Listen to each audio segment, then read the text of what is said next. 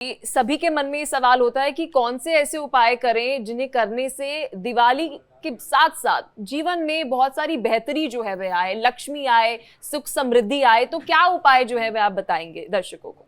सर्वप्रथम सादर प्रणाम और सबको हार्दिक शुभकामनाएं दीपावली की। देखिए, दीपावली दीपों का त्यौहार है, प्रकाश का त्यौहार है। समृद्धि के लिए कामना करते हैं, माँ लक्ष्मी का आशीर्वाद हर व्यक्ति प्राप्त करना चाहता है, क्योंकि धन धान्य की वृद्धि के लिए यहाँ जितने भी उपाय किए जाएं वो थोड़े हैं। सर, आप बहुत लकी हैं कि आपके बेटे ने हेल्थ इंश्योरेंस और बाकी सारी फॉर्मेलिटीज टाइम से पूरी कर दी है। अब आप घर जा सकते हैं। मेरा बेटा? तो फिर आप? पॉलिसी बाजार। क्लेम के टाइम पे हमेशा आपकी हेल्प को तैयार। पॉलिसी बाजार, 1 करोड़ का हेल्थ इंश्योरेंस सिर्फ 390 रुपए महीने से शुरू। और जैसे आपने पहली लाइन बोली कि अमावस्या के अंधकार में जीवन के अंधकार को कैसे मिटाएं, और बिल्कुल सत्य बात है कि ये पूरे वर्ष का सबसे अंधकारमय दिन है। ये अमावस्या सबसे महत्वपूर्ण अमावस्या है, जिस दिन सारे उपाय यहाँ किए जा सकते हैं अपने जीवन के अंधकार को मिटाने के लिए। और इसमें सरलतम तो सरलतम अगर आप देखें कि यहाँ ऐसा उपाय भी है जो एक गरीब से गरीब निम्न स्तर का व्यक्ति भी कर सकता है और धनाढ्य व्यक्ति भी कर सकता है। यहाँ ऐसा बिल्कुल भेद नहीं है कि आपको सोना ही खरीदना होगा या आपको चांदी ही खरीदनी होगी या चांदी का कलश स्थापित करना होगा तभी माँ लक्ष्मी प्रसन्न होंगी, या आपको सोने का झाड़ू लगाना है घर में तब जाके माँ लक्ष्मी प्रसन्न होंगी। माँ लक्ष्मी तो सरलतम उपायों से प्रसन्न हो जाती हैं। तो यहाँ सबसे पहली चीज़ है कि दीपावली के दिन खास तौर पे अपने घर के पास जो भी वृक्ष हैं, अगर आपके घर में हैं तो बहुत अच्छी बात है, घर के आसपास हैं तो भी अच्छी बात है। खास तौर पे महत्वपूर्ण तौर पे तुलसा जी खास तौर पे हैं। उसके बाद दूसरा नंबर आता है केले का वृक्ष, आंवले का वृक्ष और साथ में शमी का वृक्ष, अगर ये हैं, और पीपल देवता, अगर ये आपके पास 5 वृक्ष आपके आसपास हैं तो ये सबसे सरल है कि पहले आपको क्या करना है। तुलसा जी में घी का दीपक जलाना है, आंवले के पेड़ के नीचे घी का दीपक जलाना है, जो शनिदेव को वास करने वाले शमी का पौधा है उसके नीचे जाके सरसों के तेल का दीपक जलाना है, और पीपल के पेड़ के नीचे के आपने घी का दीपक जलाना है। इस तरह से अगर ये दीप जीवन आप जो करते हैं दीपावली के दिन, सबसे पहला कदम जो आपको उठाना है तो यहाँ से ये दीपों से करें। और सबसे महत्वपूर्ण बात, इस दिन महत्वपूर्ण एक यम दीपक भी जरूर जलाएं। वह कहाँ पर जलेगा? आपके अग्नेय कोण के अंदर। वहाँ पर अपने परिवार की सुख समृद्धि और सुख शांति के लिए इस दीपक को जलाएं। चौमुहा दीपक जलता है, 4 मुंह वाला दीपक आप जला सकते हैं। ये सबसे सरलतम उपाय है। दूसरी महत्वपूर्ण बात यहाँ ध्यान रखिएगा कि यहाँ जब आप पूजन कर रहे हैं, तो यह वास्तु का ध्यान हम विशेषतः हर बाकी चीज़ों में रखते हैं, पूजन करते वक्त भूल जाते हैं। तो हमारा मुख हमेशा उत्तर की तरफ हो। उत्तर दिशा समृद्धि को प्राप्त करने वाली है, सुख समृद्धि को प्राप्त करना है तो उत्तर की तरफ मुख करके बैठिए और पूजन करिए। अगर आपके पास व्यवस्था नहीं है तो उत्तर पूर्व हो जाइए। ऐसा नहीं है कि आप पश्चिम मुख करके बैठे हैं या दक्षिण मुख करके बैठे हैं, ये बिल्कुल अच्छा नहीं है, उससे आपको लाभ नहीं मिलेगा, आपकी पूजा जो है विफल होती है।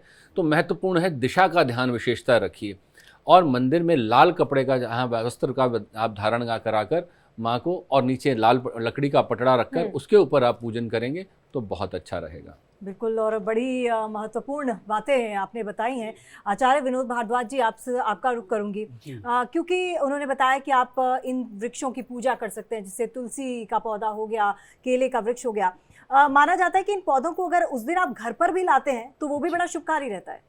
निश्चित रूप से इंडिया डेली न्यूज के जितने भी लोग हैं, जो लोग देख रहे हैं, सबको दीपावली की हार्दिक शुभकामना। अंधकार को नष्ट करके जीवन को प्रकाशित करना ही दीपावली का मुख्य लक्ष्य है। शायद ये परिकल्पना की गई क्योंकि अंधकार किसी भी स्थिति में हो सकता है।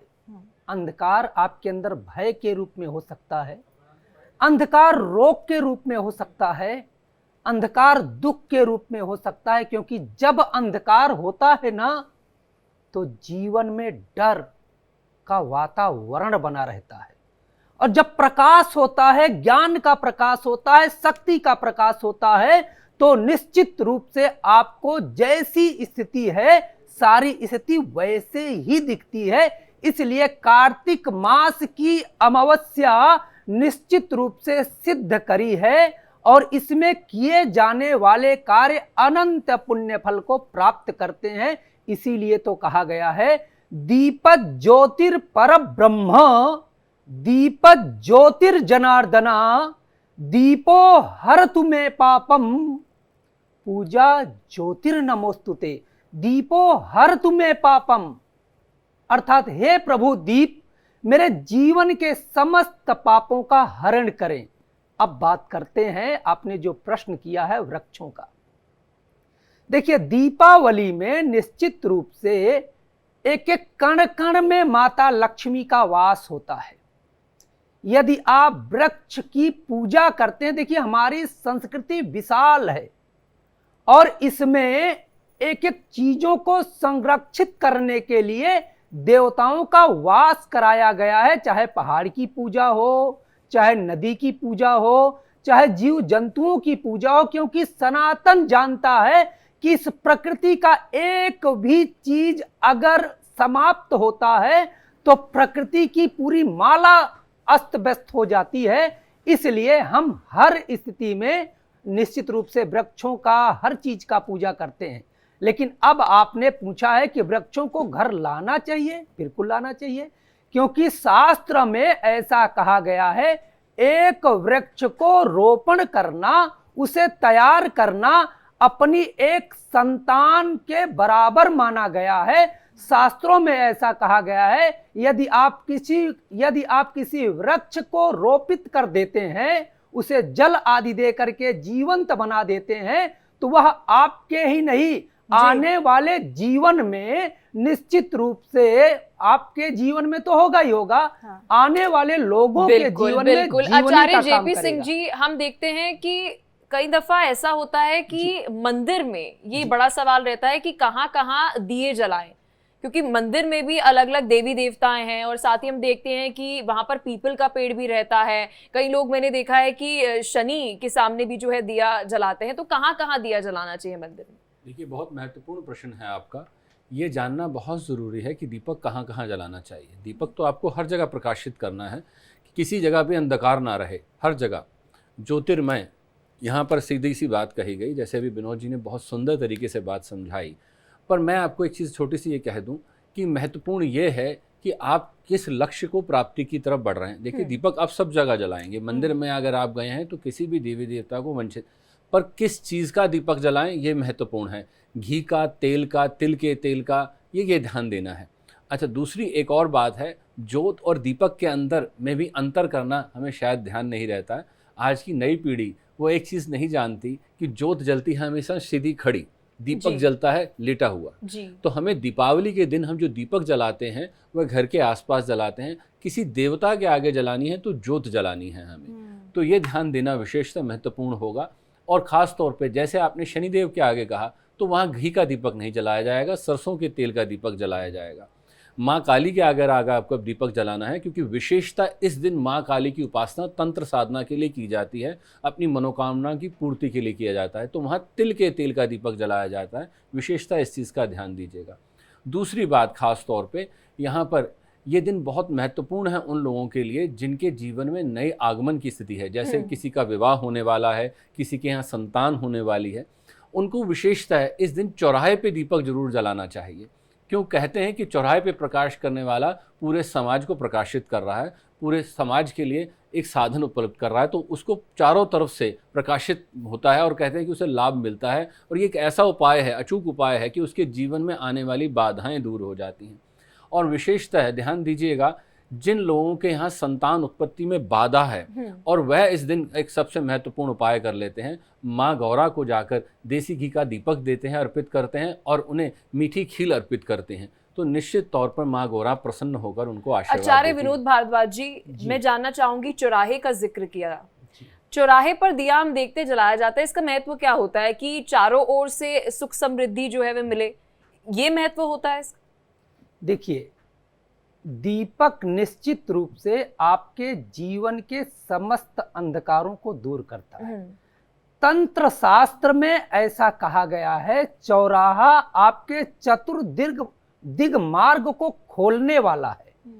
और आपके जीवन में यदि कोई भी किसी भी प्रकार की बाधा है, चाहे वह भूत प्रेतादिक बाधा, चाहे वह तंत्र शक्तियों की बाधा, यदि आप अपने घर से एक दीपक भी सरसों का तेल का, क्योंकि देखिए एक चीज नोट करिएगा, तंत्र शास्त्र में चौराहे पे क्षेत्राधिपति क्षेत्रपाल का वास होता है, मतलब काल भैरवम का वास होता है। यदि आप अपने घर से, अपने घर के लोगों के ऊपर से, राइट हैंड साइड से लेफ्ट हैंड साइड में 3-3 बार उस दीपक को जला के उनके सर से घुमा करके दीपक को चौराहे पे रखते हैं, तो निश्चित रूप से तमाम नकारात्मक बाधा, तमाम तंत्र बाधा वह क्षेत्रपाल भगवान अपनी ओर खींच लेते हैं। मन, मस्तिष्क, बुद्धि, स्वभाव, कार्य और आपके घर का वातावरण पवित्र हो जाता बिल्कुल। है। और नकारात्मक कुछ और भी हैं, जी। कुछ और भी टोटके हैं, क्योंकि ऐसा है ना कि दीपावली टोटकों का त्योहार है। ऐसा कहा जाता है कि छोटे छोटे टोटके जीवन में अमृत की वर्षा कराते हैं। सबसे पहले हम आते हैं, क्योंकि दीपावली धन के लिए जानी जाती है, दीपावली में ऐश्वर्य के लिए लोग जानते हैं, क्योंकि गणेश लक्ष्मी की पूजा निश्चित रूप से संपन्न करते हैं। बिल्कुल। यदि आप धन के लिए सोच रहे हैं या अपने व्यापार को और अच्छा और अच्छी स्थिति में ले जाने के लिए सोच रहे हैं, तो गणेश लक्ष्मी के पूजा में कमल गट्टा होना चाहिए 5, एक लाल वस्त्र रख लीजिएगा और एक मंत्र लिख लीजिएगा। इसी से जुड़ा सवाल आचार्य जेपी सिंह जी मैं आपसे पूछना चाहूंगी। सर, पूजा का जिक्र कर रहे हैं ज्योतिषाचार्य जी, सवाल ये है, हाल फिलहाल में हम देख रहे हैं सोशल मीडिया पर एक वीडियो बहुत वायरल हो रही है और कई सारे ज्योतिषाचार्य ये कहते हुए नजर आ रहे हैं कि लक्ष्मी की आरती ना की जाए दीपावली पर, लेकिन मैं बचपन से देख रही हूँ कि लक्ष्मी गणेश की आरती जो है वो की जाती है। इस बात से आप कितना सहमत है? बिल्कुल, मैं इस बात का खंडन करता हूँ कि देखिए आज सोशल मीडिया या गूगल देवता के प्रकाश प्रताप में क्या हो रहा है कि अपनी बात को सिद्ध करने के लिए या अपनी बात को मार्केट में किसी तरह से वायरल करने के लिए कि हम ऐसी एंटी बात बोलते हैं जो लोगों को ज़्यादा अट्रैक्ट करती है और नेगेटिविटी जल्दी फैलती है पॉजिटिविटी के बजाय। तो इसलिए ये चीज़ कोई बहुत समझदारी वाली बात नहीं कि आरती ना करी जाए। हाँ, आप इस बार एक सोशल मीडिया पे एक और ट्रेंड चल रहा है, अगर आप उसको भी देख रहे हो, कि ड्राई फ्रूट ना लें ना दें। लेकिन आचार्य जी यहाँ पर मैं आपको रोकूंगी, आरती ना की जाए नहीं है, ये है कि आरती एंड में ना की जाए, आरती शुरुआत में कर ली जाए, बिल्कुल एंड में ना की जाए। मैं वही आपको उसी बात पे लेके आ रहा हूँ। अब वो क्या उसके पीछे मंतव्य है, उनका क्या सोच है, ये वो जाने। जबकि सबसे महत्वपूर्ण बात है कि आप जिस विधि विधान को मान के चलते हैं या जो भी विधि मानते हैं, आपके घर की जो रीति रिवाज हैं, सबके अलग अलग रीति रिवाज हैं, हर जो जाति की अलग अलग तरीके से पूजन करते हैं। मैं उसका यहाँ पर जिक्र नहीं करूँगा, बहुत लंबा विस्तारित रूप हो जाएगा। पर मैं ये जरूर कहूँगा, जैसे अभी भारद्वाज जी बता रहे थे, और जो विधि वो पूरी करें अपनी, तो मैं उस बात पे आगे बोलूँ कि बहुत अच्छे तरीके से समझा रहे थे। पर मैं यहाँ एक बात ये कह दूँ कि आप ये ध्यान रखिएगा कि ये आरती या जो भी आप कर रहे हैं, जो भी अर्चना कर रहे हैं, वो पूर्ण श्रद्धा निष्ठा से करिए। खाली इन अधकचरे ज्ञान को अपने दिमाग पर मत लादिएगा। आजकल एक और चीज़ चल रही है जिस पे बहुत विवाद चल रहा है कि पहली या 31। मैं इस चीज़ विवाद पे नहीं जाना चाहूँगा, पर मैं आपको ये बात कह दूँ कि आप इस खंडन मंडन में मत जाइए। आप सिर्फ इतना मानिए, उदया तिथि क्या है, उदया तिथि एक है और एक को ही दीपावली है। तो इस चीज़ का भी ध्यान दीजिएगा। गूगल पे तो बहुत कुछ चीज़ें चलती रहती हैं। अब इस गूगल देवता ने हमें इतना भ्रमित कर दिया है, जितना कहते हैं कि जितनी टेक्नोलॉजी बढ़ती है, जितना ज्ञान बढ़ता है, उसका कहीं ना कहीं आचार्य विनोद भारद्वाज जी, अब किस तरह से पूरा पूजन जो है वो किया जाए, शुरुआत किस तरह से हो, और वो हम सोशल मीडिया की भाषा में कहते हैं सीक्वेंस क्या रहे, ताकि कोई भ्रम की स्थिति जो है वो युवाओं में ना रहे और आज की पीढ़ी में ना रहे? पलक जी, आपने बहुत महत्वपूर्ण प्रश्न किया है, क्योंकि पूजन की प्रक्रिया निश्चित रूप से आध्यात्मिक और वैदिक है। इसमें जरा सा भी अगर आप इधर उधर का कार्य करते हैं, मतलब ना जानते हुए अगर यज्ञ कर रहे हैं, देखिए एक तो होती है भावना कि भाई मेरे मन में जो आ रहा है मैं कर रहा हूं, उसमें तो कोई दोष नहीं है। लेकिन जब आप याज्ञीय विधान कर रहे हैं तो वो स्टेप बाय स्टेप होगा। उसका हर चीज जो भी आपके ग्रंथों में उल्लेखित है, यदि आप वैसे संपन्न करेंगे तभी पूर्ण वांगमय अर्थात उसका पूरा फल आपको प्राप्त होगा। मैं 1 मिनट के लिए यहाँ पे आना चाहता हूँ। आरती की बात आपने किया था पलक जी, तो भारद्वाज देखिए जी पहले वो कमलगट्टे वाली बात पूरी करिए, बहुत कमल गट्टे महत्वपूर्ण वाली बात कर है। लूँ? जी। ठीक है।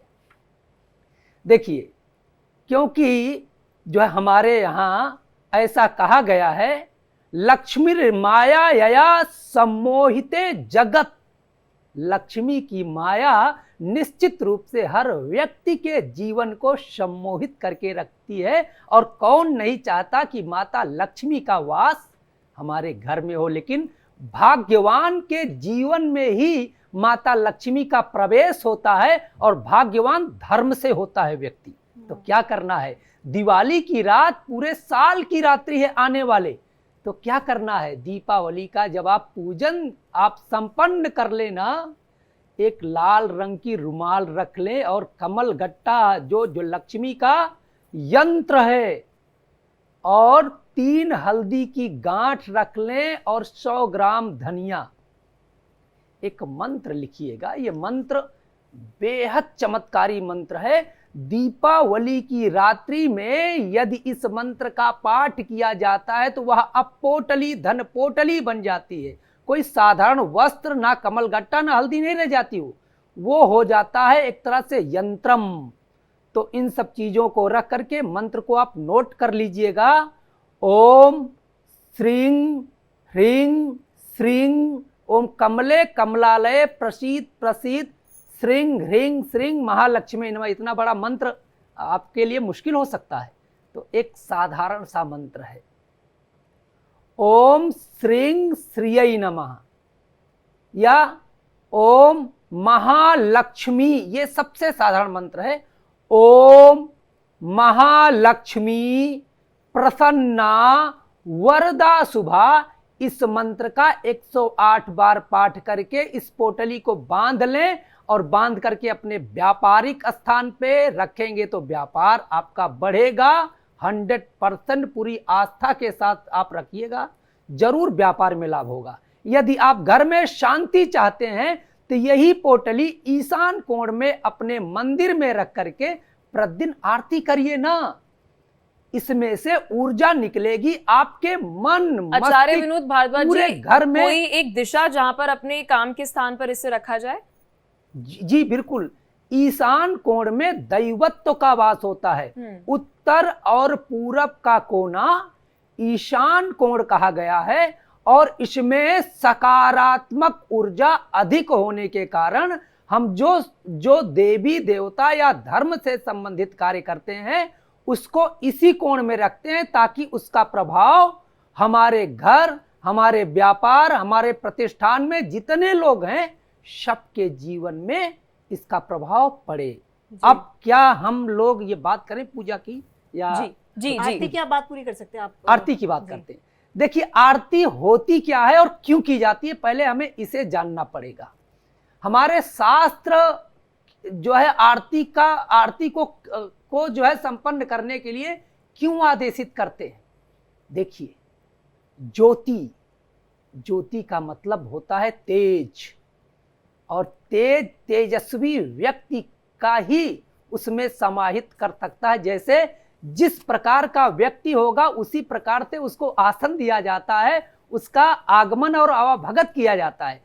तो आरती जब हम पूजा पाठ यज्ञ यजन आदि संपन्न कर लेते हैं तो उस देवता के अंदर विशेष ऊर्जा व्याप्त हो जाती है, और हम उस ऊर्जा को सीधे नहीं ले सकते, क्योंकि हम में इतनी क्षमता ही नहीं है कि हम उस ऊर्जा को सीधे स्वीकार कर लें। तो उस ऊर्जा को एक साधारण आरती में ले आते हैं, और आरती को दोनों हाथों से लेकर के पहले अपने मुखमंडल पे लगाते हैं कि तेजो वर्धति नित्यम। मेरा मुखमंडल, मेरा फेस आकर्षित हो, लोगों के कार्य करूं और अपने भी कार्य करूं।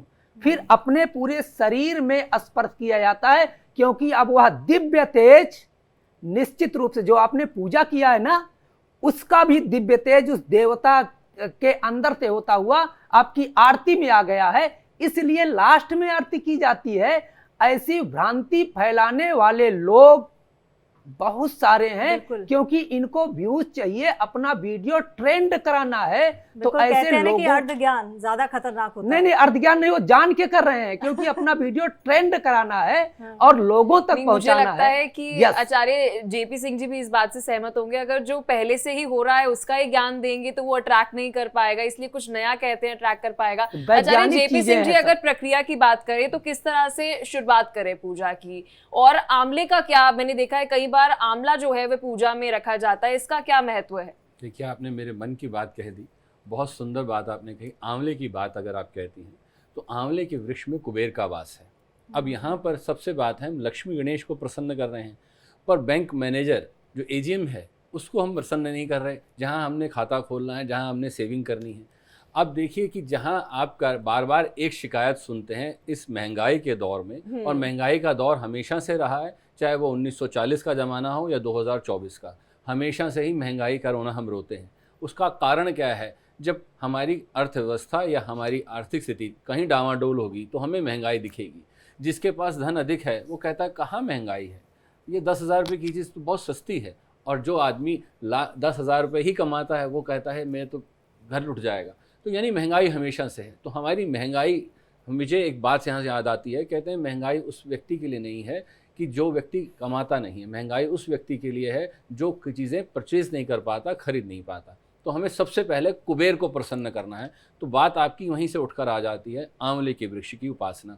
तो यहाँ आप घी का दीपक जलाइए, और साथ में यहाँ पर एक छोटा सा काम अगर कर लें तो बहुत अच्छा होगा। यहाँ पर थोड़े से तिल और बूरा जरूर डाल दीजिएगा प्रसन्न करने के लिए, और कुबेर यंत्र अगर स्थापित करके उनकी आरती कर लें इस दिन तो निश्चित तौर पर कुबेर स्थापित हो जाएंगे, घर में बरकत आचार्य बन जाएगी। जेपी सिंह जी, एक सवाल रहेगा, तिल का आप जिक्र कर रहे हैं, काले तिल या फिर सफेद तिल, सफेद क्योंकि तिल। मायने बदल जाते हैं ना? सफ़ेद तिल, बिल्कुल, बहुत अच्छी बात है। मुझे इस बात से समझ में आता है कि आपको भी ज्योतिष का पूर्ण ज्ञान है, तभी आप इस चीज़ का भेद जानती हैं।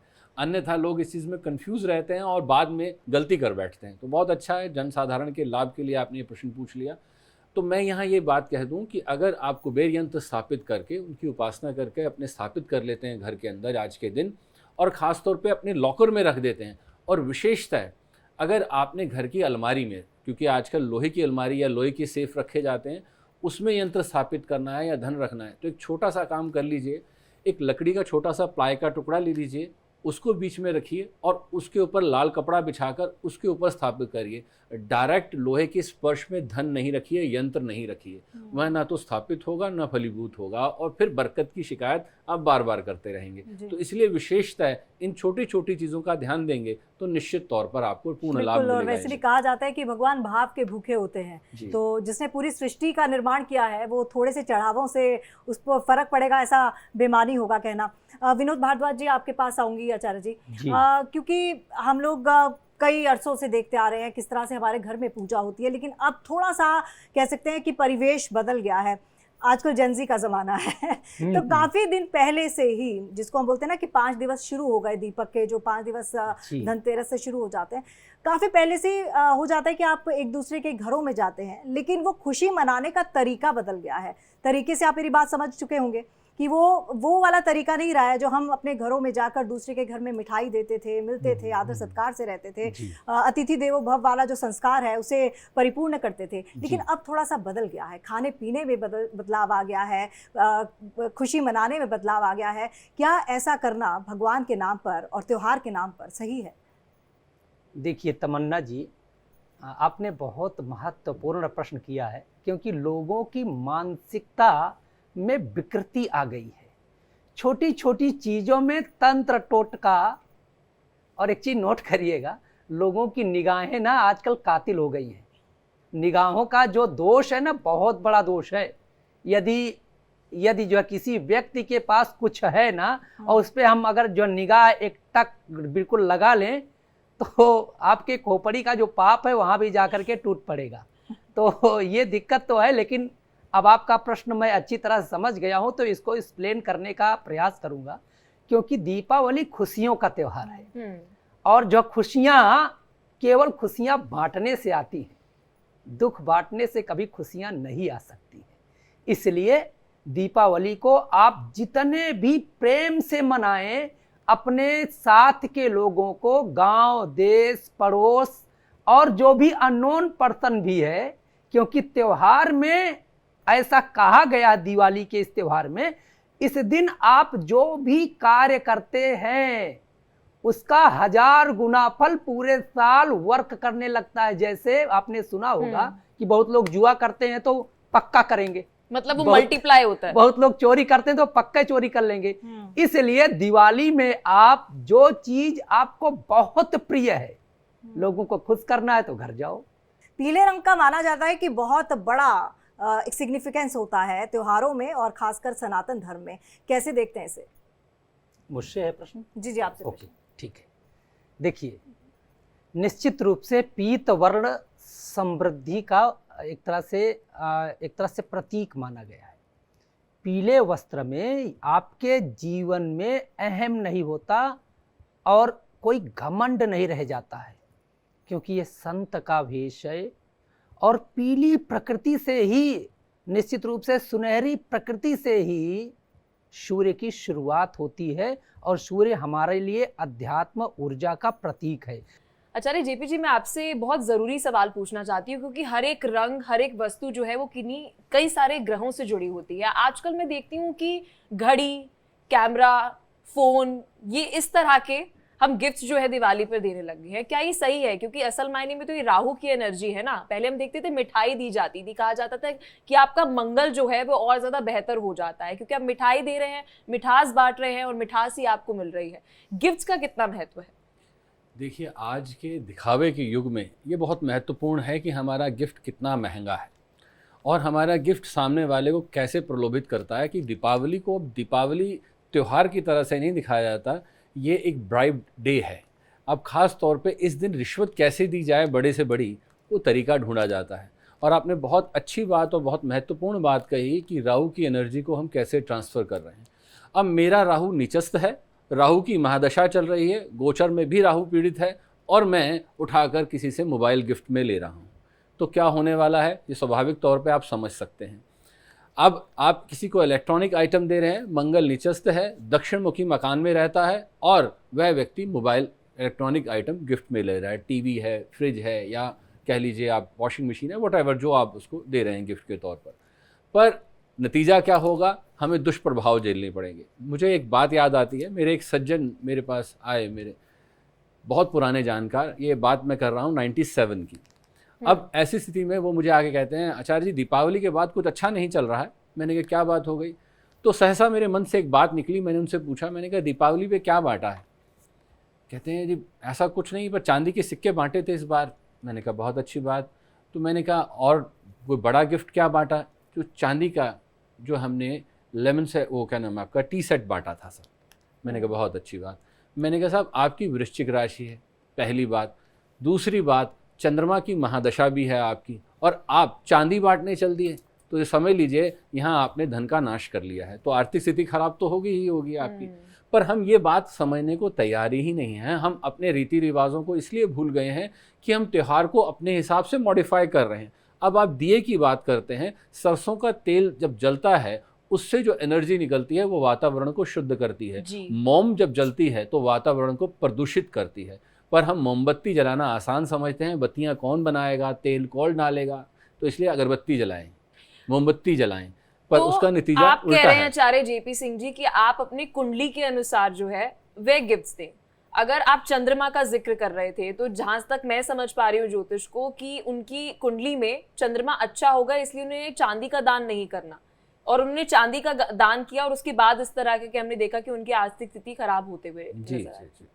देखिए यही चीज़ है कि छोटी छोटी चीज़ें, अगर मैं कहता हूँ आपको आपकी पत्रिका नहीं भी पता है, तो ऐसी किसी वस्तु का दान ना करें जिसके दुष्प्रभाव भी हो सकते हैं। खास तौर पे वो चीज़ें क्या हैं? इलेक्ट्रॉनिक आइटम्स सबसे पहली चीज़, मेटल आइटम्स ध्यान रखिएगा, और साथ में दूसरी चीज़ आ जाती है खास तौर पे देवी देवताओं की मूर्तियाँ। ये कभी भी गिफ्ट नहीं देना चाहिए। अपने देव को ही अगर आप किसी और को दे आएंगे जाकर, तो आप सोचिए कि आप अर्चना, अब लक्ष्मी जी की आपने आराधना करनी है, लक्ष्मी जी को स्थापित करना, और लक्ष्मी जी की मूर्ति चांदी की बनाकर आप दूसरे को दे आए हैं। अब आप कह रहे हैं लक्ष्मी जी मेरे घर आइएगा, आप तो परित्याग कर आए हैं उसका। तो आप ये ध्यान दीजिएगा इन चीजों का। आचार्य विनोद भारद्वाज जी कहते हैं कि जो घर की बेटी है उसे चांदी देना चाहिए, माँ अगर चांदी देती है तो अच्छा रहता है, पिता अगर सोना देता है तो अच्छा रहता है, तो क्या गिफ्ट करे? एक तो बहुत बड़ा सवाल खड़ा हो जाता है, बेटी को क्या गिफ्ट में दे और अपने दोस्तों को गिफ्ट में क्या दे, ये बहुत बड़ा सवाल है। अब कुंडली के अनुसार नहीं दे सकते, लेकिन अगर हम कॉमन उस पर आए ग्राउंड पर, तो क्या गिफ्ट देना चाहिए? देखिए, दीपावली निश्चित रूप से गिफ्ट देने का त्यौहार है ही, क्योंकि आपके कार्यक्रम में मैंने शुरुआत में ही कहा कि दिवाली खुशियां बांटने का त्यौहार है। यदि आप खुशियों को बांटते हैं, किसी के चेहरे पे मुस्कुराहट लाते हैं, तो निश्चित रूप से इस दिवाली से अगली दिवाली तक आपके चेहरे पे मुस्कुराहट होगी। अब बात होती है बेटियों की, तो निश्चित रूप से बेटियों को यदि हमारे शास्त्र में कहा गया है कि बेटियां को दान देना, बेटियों को गिफ्ट देना, बेटियों की सहायता जो भी व्यक्ति जो दिवाली नहीं अन्य दिनों में भी संपन्न करता है, उसके जीवन में धन समृद्धि अपने आप आती है।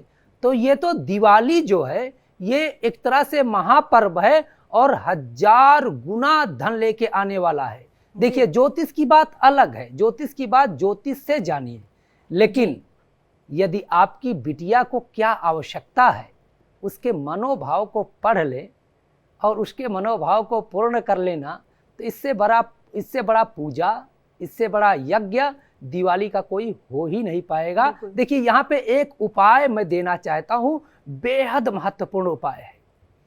आजकल अशांति का माहौल हर घर में देखा जा सकता है। जैसे जेपी सिंह जी ने कहा कि निश्चित रूप से चंद्रमा का इस समय जो है चंद्रमा से प्रभावित लोग जो अक्सर देखे जाते हैं, छोटी छोटी बातों में जो है बातों को इतना लंबा कर देते हैं कि घर में कोहराम मच जाता है, घर में अशांति का माहौल हो जाता है, एक दूसरे के पूरक ही नहीं है। जैसे कि कहा गया है, अनायके न बस्तव्या बहुनायके, तो सब नायक हो जाते हैं तो घर का सत्यानाश होने लगता है।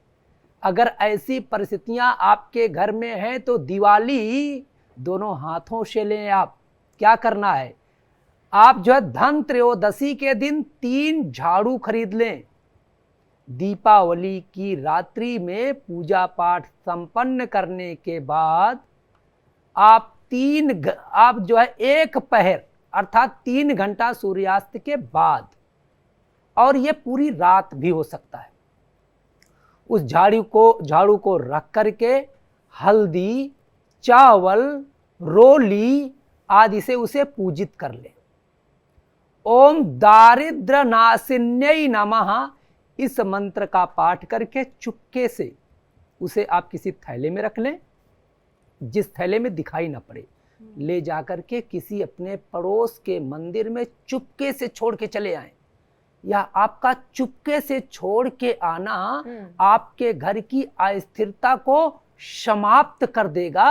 आपके घर के हर व्यक्ति के जीवन में जो अज्ञानता का अंधकार है, मानसिक अस्तव्यस्तता है, बीमारियां हैं, वो दूर हो जाएंगी। और जो बीमारियों के बारे में और सारे टोटके हैं, अगर आपका आदेश है तो मैं बता सकता हूँ। बिल्कुल, आप जरूर बताइएगा।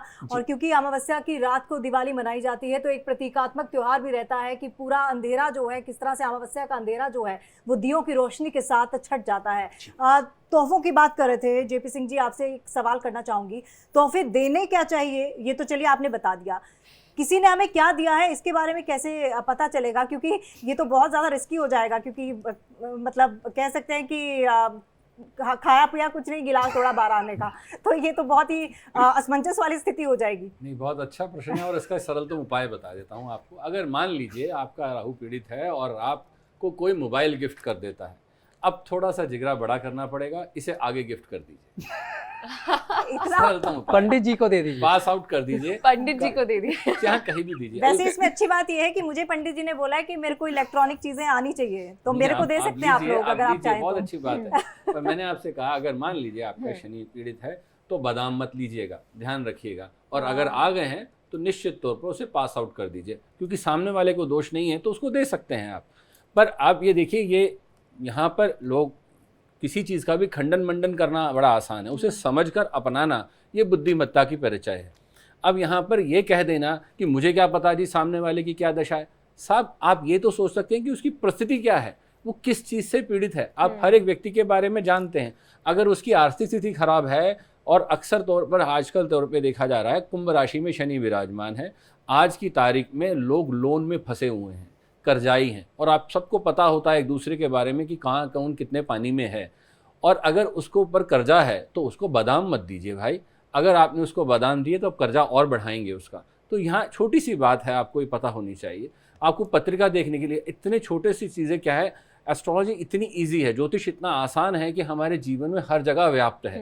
किसी की स्थिति देखकर समझा जा सकता है कि क्या पीड़ित है। बिल्कुल, अगर किसी बच्ची का विवाह नहीं हो रहा है तो हमें ये बात समझ में आती है बृहस्पति शुक्र कहीं ना कहीं संयोग नहीं बना रहे हैं, इसलिए विवाह के योग नहीं बन रहे हैं। अब क्या करा जाए, इस बच्ची को कोई ऐसी चीज़ दी जाए ताकि बृहस्पति प्रफुल्लित हो जाए। पीले वस्त्र दीजिए उसको, पीली मिठाइयाँ दीजिए उसको, ताकि बृहस्पति और वहाँ पर प्रबल हो जाए। तो ये छोटी छोटी चीजें करने से। लेकिन आप कह रहे हैं कि किसी लड़की का विवाह नहीं हो रहा तो आप उसे उसके बृहस्पति के लिए आप उसे पीली वस्तुएं दे रहे हैं, लेकिन अगर आपकी कुंडली में मतलब गुरु अच्छा है तो क्या आपको वह दान करना चाहिए? उस स्थिति में नुकसान आपको नहीं होने वाला है।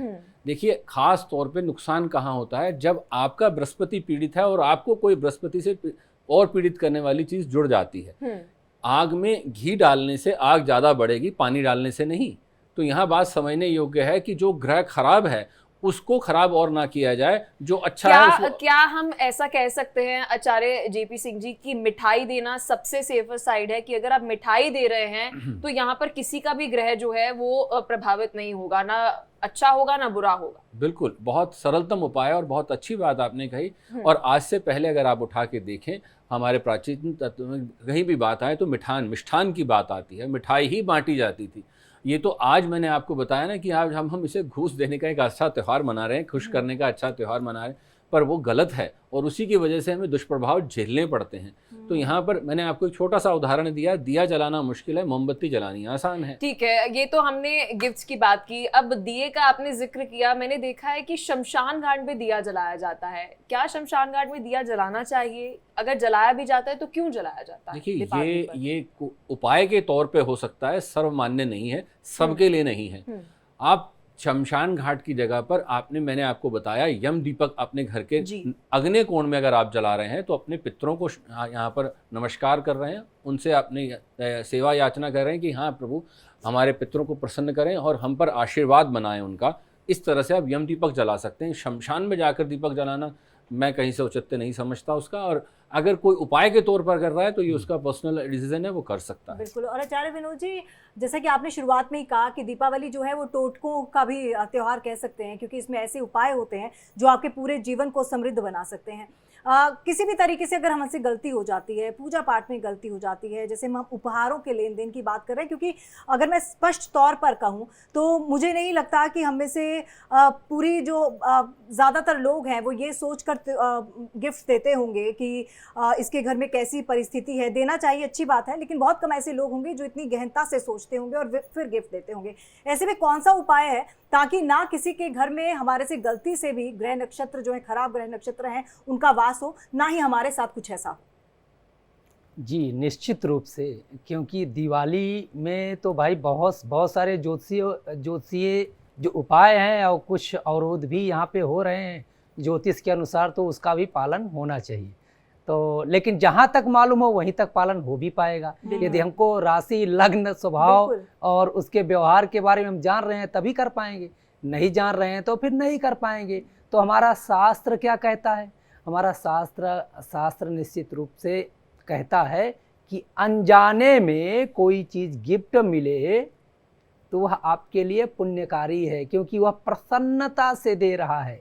और प्रसन्नता से दिया हुआ कोई भी चीज़, चाहे वो सोन पापड़ी क्यों ना हो, भाई कोई भी चीज हो, सोन पापड़ी क्या, एक मिट्टी का टुकड़ा भी कोई दे दे तो वह स्वर्ण युक्त हो जाता है। हो सकता है उस भाग्यशाली व्यक्ति के हाथ से दिया गया वह मिट्टी का कंकड़ आपके घर में रखते ही आपके भाग्य निश्चित रूप से पलट जाएं। एक बात मैं यहाँ पे निश्चित रूप से रखूंगा, हालांकि जीपी जी ने बहुत अच्छा बताया कि शमशान में दीपक नहीं जलाना चाहिए, मेरा भी मानना है कि नहीं जलाना चाहिए। लेकिन हमारे यहाँ एक मान्यता है जी कि हमारे पूर्वज जहाँ पे हैं, क्योंकि दिवाली में जो है पूर्वजों को भी तृप्त किया जाता है, इसलिए यदि उनका कोई भी स्थान सुनिश्चित है तो पंच दीपक के बाद अपने अपने खेतों में जाके लोग दीपक जलाते हैं। किस लिए?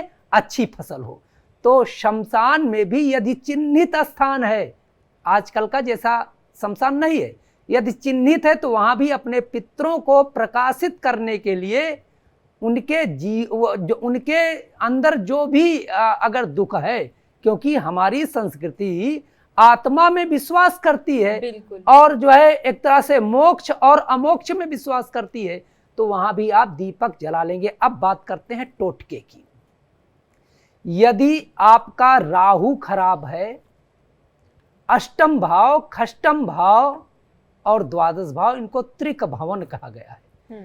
त्रिक भवन में यदि कोई ग्रह पापक ग्रहों की पीड़ा होती है तो निश्चित रूप से व्यक्ति का जीवन बीमारियों में फंस जाता है।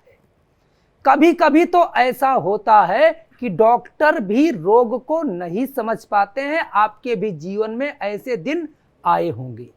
तो दिवाली का एक उपाय निश्चित रूप से आपके जीवन में आरोग्यता प्रदान कराएगा। क्या करना है? देखिए, ये जो आपके द्वारा किया जाने वाला उपाय है, मैं ये कहीं नहीं कह रहा हूं कि आप डॉक्टर के पास ना जाएं। जब हमारा भाग्य प्रबल होता है तो कोई डॉक्टर आंख मूंद के एक दवा देता, वही दवा हमारे लिए अमृत हो जाती है। और जब तक भाग्य नहीं अच्छा होता है, रोग पकड़ में नहीं आता, बार बार दवा खाते रहे, तो भाग्य को बढ़ाने के ये टोटके हैं। आपको क्या करना है? काली सरसों लेना है और हल्का सा भून लेना है। भून करके उसे मिक्सी या सिलबट्टे पे पीस लें। सरसों का तेल डाल करके उस बीमार व्यक्ति के पूरे शरीर में उपटन लगाएं। और एक चीज ध्यान रखें, जहां पे बैठा के उपटन लगाएं वहां पेपर लेकिन वगैरह। आचार्य विनोद जी, कहा जाता है कि सरसों का तेल हर व्यक्ति को अपने शरीर पर नहीं लगाना चाहिए, तो क्या ये सब पर लागू होगा? देखिए, वो चीज अलग की है, इसके बारे में हमसे आप बात करेंगे तेल किसको लगाना चाहिए, कब लगाना चाहिए। यह शास्त्रों में रविस्तापम कांति वितरति शशि भूमि तन, ये शास्त्र की बात है। इसको अभी यहाँ पे स्टॉप करो, ये बहुत लंबा प्रोसेस है। देखिए, तो आप जो है उपटन लगाएं। उपटन में सरसों का तेल और हल्का सा डालें और एक आसन पे, कोई आसन हो उस पे बैठा दे ताकि वह उपटन जमीन में ना गिरे। उस उपटन को ले जा करके रात्रि में चौराहे पे डाल दें। अब उसके रोम के छिद्रों से होता हुआ यह पुण्यकारी अमृत तत्व युक्त उपटन अमावस्या का उसके जीवन में अमृत संजीवनी बनेगा। और देखिएगा, डॉक्टर बहुत जल्दी उसे रिकवर करा देंगे। और भी टोटके हैं, यदि आप आदेश करें तो हम। आचार्य जेपी सिंह जी, बहुत ही जरूरी सवाल मैं पूछूंगी, क्योंकि कहते हैं कि जब दीपावली है तो दिवाली वाले दिन टूने टोटके होते हैं। अब किसी पर टूना टोटका ना हो, कई बार लोग बचते हैं कि हम चौराहे से थोड़ा बचकर निकले, हो सकता है यहाँ पर टूना टोटका किया हो, अब उनसे बचने के लिए क्या कुछ उपाय? देखिए, बहुत उत्तम प्रश्न आपका। यहाँ सबसे महत्वपूर्ण बात, दीपावली की रात्रि में आप जितना तंत्र को बाधित कर सकते हैं उतना तंत्र चलाया भी जाता है, क्योंकि ये सबसे उत्तम दिन है तंत्र करने के लिए। तो आपके शत्रु के मन में भी ये होगा विचार कि आज क्या किया जाए और इसका विनाश कर दिया जाए या इसका अहित कर दिया जाए। तो ऐसी स्थिति में सबसे महत्वपूर्ण बात, दो चीज़ों का ध्यान रखिए। अगर आप दीपावली के दिन कहीं ट्रैवल कर रहे हैं या बाहर जा रहे हैं तो अपनी जेब के अंदर काली सरसों और ख़ास तौर पे काली हल्दी जरूर रखें। और अगर आप अपने घर के अंदर चाहते हैं समृद्धि रहे तो काली हल्दी खास तौर पे अपने धन स्थान पर जरूर स्थापित कर दें। वो आपके धन को बुरी नज़र से भी बचाएगा और तंत्र से भी बचाएगा। दूसरा एक सबसे महत्वपूर्ण उपाय इस दिन और आप कर सकते हैं जिससे आप तंत्र बाधा से बच सकते हैं, वह क्या है? सबसे आसान तरीका है कि हम अंदनवार लगाते हैं, 11 पत्ते आम के हम लगाते हैं अपने दरवाजे पे। इस दिन अगर हम एक छोटा सा काम और भी कर दें कि 2 नीम की डालियां लाकर अपने दरवाजे के आसपास लगा दें, वो 2 चीज़ों से हमें बचाता है। एक, सबसे पहला, जो हमारे जो कीट पतंगे हैं वो हमारे घर में प्रवेश नहीं करते हैं। दूसरा, तंत्र को बाधित करता है, वह काटता है। कड़वी नीम जो है सबसे पहले तंत्र को काटती है। कहा जाता है कि नीम पर ही एक ऐसा स्थान है जहाँ पर प्रेत वास नहीं कर पाते हैं। तो ऐसी स्थिति नीम में किस ग्रह का प्रतीक होता है? नीम शनि को स्थापित करता है। और यहाँ पर साथ में अगर आप देखें कि यहाँ पर दो चीज़ों को अगर आप जोड़ दें, यहाँ पर कि आपने काली हल्दी का प्रयोग किया और साथ में नीम का प्रयोग किया, तो दोनों चीज़ें ही यहाँ तंत्र को बाधित कर देंगी, काट देंगी। इसके अलावा बहुत सारी चीज़ें हैं, समय थोड़ा यहाँ पर शॉर्ट है जिसके लिए मैं उन चीज़ों का जिक्र नहीं कर सकता हूँ, बट मैं ये ज़रूर कहूँगा कि यहाँ अगर आप पर्सनली अपनी पत्रिका के आधार पर इससे जुड़े हुए उपाय कर लें, अगर आप पर तंत्र है तो भी, और अगर आप तंत्र से बचना चाहते हैं तो भी। महिलाओं के लिए क्या कहना चाहेंगे आचार्य जी? क्योंकि कहा जाता है कि महिलाओं को बाल खुले रखकर कभी भी पूजा पाठ नहीं करनी चाहिए। बहुत तो अच्छा। दिवाली वाले दिन अगर मैं महिलाओं की बात करूं तो उन्हें किस बातों का ध्यान रखना है? बहुत अच्छी बात, बहुत सुंदर बात। और आप ये बात बता दें, ये जन कल्याण की बात है। बाल खुले रखकर कभी भी आपको पूजन नहीं करना चाहिए, और साथ ही बाल खुले होकर और परफ्यूम लगाकर आपको बाहर नहीं जाना चाहिए। आज फैशन के ज़माने में जब हम ये गलती करते हैं तो नतीजे सामने होते हैं, और उसके बाद हम बाद में चक्कर काटते हैं डॉक्टरों के, और डॉक्टर कहते हैं कुछ नहीं है, मुझे तो ऐसा कुछ नहीं लग रहा है, पता नहीं चल रहा। जबकि मेरे पास ऐसे बहुत केसेस आते हैं जब तंत्र से बाधित हो जाते हैं, ऊपरी चीज़ से बाधित हो जाते हैं, और वो डॉक्टरों के चक्कर काटते रहते हैं। तो इसलिए कृपया इस चीज़ का ध्यान रखिएगा, और विशेषतः ध्यान दीजिएगा दीपावली के दिन खास तौर पे घर के बाहर आपके कपड़े सूखते ना रह जाएं। खास तौर पे जब हमारे वस्त्र बाहर सूखते हैं तो उन पर जो ऊपरी चीज़ें हैं वो वास करती हैं, और दीपावली पर ये सबसे आसान तरीका होता है उन चीज़ों को पकड़ना, क्योंकि आपका ऑरा आपके वस्त्र में स्थापित होता है। तो इस चीज़ का विशेषतः ध्यान दीजिएगा कि छोटी छोटी गलतियां हमें बाधित करती हैं। और दूसरा, घर की खास तौर पे जो मुख्य नाली है जहाँ से आपके रसोई का पानी जहाँ से निकलता है, वहाँ दीपक जरूर जलाइएगा। घर में बरकत के लिए सबसे महत्वपूर्ण स्थान वही माना जाता है, जल स्थान, जहाँ से आपके घर का जल निकलता है। और अगर आपके घर में हैंडपंप है या बोरिंग है तो उसके पास भी एक दीपक जरूर जलाइएगा। जी, आचार्य विनोद भारद्वाज जी, इसी से जुड़ा मेरा ये भी सवाल है, क्योंकि जो भी चीज़ें बताई हैं आपने जेपी सिंह जी, वो तमाम चीज़ें हम भी करते हैं, कपड़े बाहर नहीं रखते हैं, कोशिश करते हैं कि बाल खुले छोड़कर पूजा अर्चना ना करें, लेकिन इस चीज़ को वेस्टर्नाइजेशन में मत लीजिएगा। लेकिन कहा मतलब ये भी तो एक चीज़ होती है ना, कहते हैं कि जब उसकी नज़र आप पे है तो आपको किसी की नज़र लग ही नहीं सकती, तो उसकी चिंता करने की ज़रूरत ही नहीं है। तो इन दोनों चीज़ों में विरोधाभास देखने को मिलता है। और आज की अगर पीढ़ी की हम बात करें तो आज की पीढ़ी यही चीज़ ज़्यादा समझती भी है कि नज़र जैसी कोई चीज़ शायद ना हो। अगर मैं पर्सनली अपनी बात करूं, मैं दोबारा से कह रही हूं कि इसको अलग तरीके से मत लीजिएगा, क्योंकि मैं भी ज़्यादा इन सब चीज़ों में, मतलब नज़र में या फिर इन सब चीज़ों में मेरा भी ध्यान ज़्यादा, विश्वास है लेकिन ध्यान ज़्यादा नहीं जाता कि अच्छा ऐसा करूंगी तो कुछ गलत होगा। क्या वो नेगेटिविटी भी हमारे दिमाग का एक कारक होती है कि वैसी चीज़ें हो जाती हैं? जी देखिए, मैं इस पर एक छोटी सी बात आपको कह दूं। जब मैं कई प्रोग्राम कर चुका हूं सूर्य ग्रहण पर, चंद्र ग्रहण पर, और आज की जेनजी कहती है कुछ नहीं होता सूर्य ग्रहण, कुछ नहीं होता चंद्र ग्रहण, ये साइंटिफिक घटना है, इससे आगे कुछ नहीं है। अग्री। और जब उनके साथ कुछ घटित होता है तो वो कहते हैं मुझे तो पता ही नहीं था, ऐसा भी हो जाता है क्या, हमें तो पता ही नहीं था। साइंस उस वक्त नतमस्तक हो जाती है ज्योतिष के आगे जहाँ उसके पास जवाब नहीं होता, और उससे पहले वह खंडन करती है। यहाँ पर एक बात समझिए, साइंस कहती है कि जब सूर्य ग्रहण लग रहा हो तो उसको नंगी आंखों से नहीं देखना चाहिए, आपकी रेटिना खराब हो जाएगी। तो हम भी तो लाखों वर्ष से यही कहते आ रहे हैं कि भाई सूर्य ग्रहण को नहीं देखना चाहिए, घर के अंदर रहना चाहिए। तो यही बात जब साइंस कहेगा तो यहाँ उदाहरण वही आ गया कि किसी व्यक्ति को किसी ने ये कह दिया कि डॉक्टर ने कहा है कि आज मिठाई नहीं खानी है, तो वो हम मान लेंगे, और ज्योतिषाचार्य ने कहा कि मिठाई नहीं खानी है, तो इससे कहने से क्या होता है। तो यह आप देखिए कि आपको किसका मुझे अनुसरण लगता करना है इससे लेकर आचार्य जेपी सिंह जी, मैं आपकी बात से बहुत सहमत हूँ। एक लंबे समय से मुझे लगता है हमारे शास्त्रों को लेकर एक नैरेटिव भी फैलाया गया है कि ये सब तो पुरानी बातें हैं, आज नया जमाना है, मॉडर्न जमाना है, मॉडर्न बातों को जो है वो मानो, साइंस को मानो। जी जी, बिल्कुल ऐसा ही है। कारण क्या है, आज साइंस को आप बिल्कुल मानिए, पर अपने संस्कारों, अपनी संस्कृति, अपने अध्यात्म को मत भूलिए। सनातन धर्म वह धर्म है जिसके अंदर वह साइंस छुपी है जो आज की साइंस उसे ढूंढ रही है। तो इसलिए आप समझिए, आपके भले के लिए बताया जा रहा है, इसमें हमारा कोई निजी स्वार्थ नहीं है। आज की जो ये चर्चा है ये आपके जीवन को लाभ देने योग्य है, कहीं वहम फैलाने के लिए नहीं है। बिल्कुल, बहुत शुक्रिया आप दोनों का हमारे साथ जुड़ने के लिए, और दीपावली पर विस्तार से हमारे शास्त्रों से जुड़ी जानकारी जो है वह दर्शकों तक पहुंचाने के लिए।